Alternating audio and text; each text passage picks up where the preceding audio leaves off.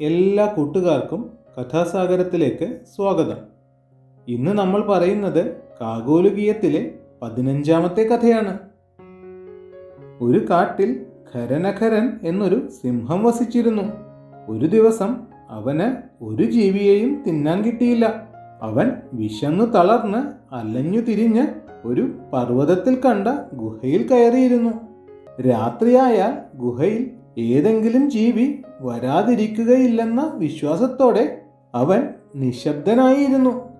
കുറച്ചു കഴിഞ്ഞപ്പോൾ ആ ഗുഹയിൽ താമസിച്ചിരുന്ന ദതിപുച്ഛൻ എന്ന കുറുക്കൻ അവിടെ എത്തി. ഗുഹയുടെ മുന്നിൽ സിംഹത്തിന്റെ കാൽപ്പാടുകൾ കണ്ടപ്പോൾ കുറുക്കന് അങ്കലാപ്പായി. സിംഹമെങ്ങാനും അകത്തുണ്ടെങ്കിൽ എൻ്റെ ജീവിതം ഇതോടെ കഴിഞ്ഞു. ഇങ്ങനെ ആലോചിച്ച് അവൻ ഗുഹയുടെ പുറത്ത് കാത്തുനിന്നു. തെല്ലൊന്ന് ആലോചിച്ച് അവൻ സിംഹം അകത്തുണ്ടോ എന്നറിയാനുള്ള ഒരു വഴി കണ്ടുപിടിച്ചു. തുടർന്ന് അവൻ ഗുഹയുടെ വാതിൽക്കലിരുന്ന് ഗുഹയെ അഭിസംബോധന ചെയ്ത് വിളിച്ചു തുടങ്ങി.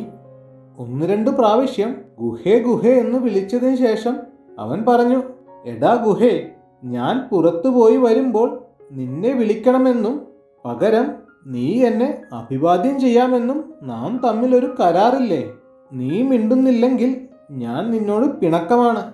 ഇനി മുതൽ നമ്മൾ തമ്മിൽ യാതൊരു ബന്ധവുമില്ല. ഞാൻ ഉടനെ മറ്റൊരു ഗുഹയിലേക്ക് പോവുകയാണ്.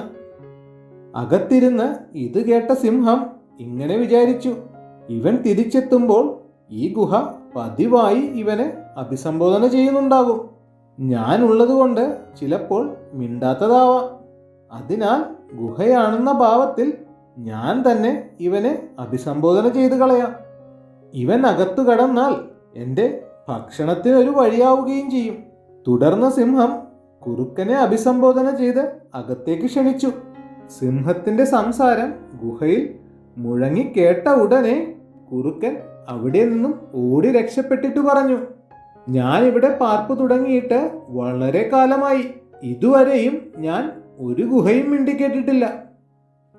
കഥ അവസാനിപ്പിച്ച് രക്താക്ഷൻ തുടർന്നു പറഞ്ഞു, ഒരു കാര്യം സംഭവിക്കാൻ ഇടയാകും മുൻപ് പരിഹാരം കാണുന്നവൻ സുഖമായി ജീവിക്കും. കാര്യങ്ങൾ ഇങ്ങനെയൊക്കെ ആയ സ്ഥിതിക്ക് നമുക്ക് ഇവിടം വിട്ടു പോകണം. തുടർന്ന് രക്താക്ഷൻ സ്വന്തം കൂട്ടുകാരോടും പരിവാരങ്ങളോടും കൂടി ദൂരെയുള്ള ഒരു മലങ്കോട്ടയിലേക്ക് താമസം മാറ്റി. കാകോലുകീയത്തിലെ 15ാമത്തെ കഥ ഇവിടെ തീരുകയാണ്. വിവേകമില്ലായ്മ മൂലം അന്ത്യം സംഭവിച്ച മൂങ്ങകളുടെ കഥ അടുത്ത ഭാഗത്തിൽ പറയാം.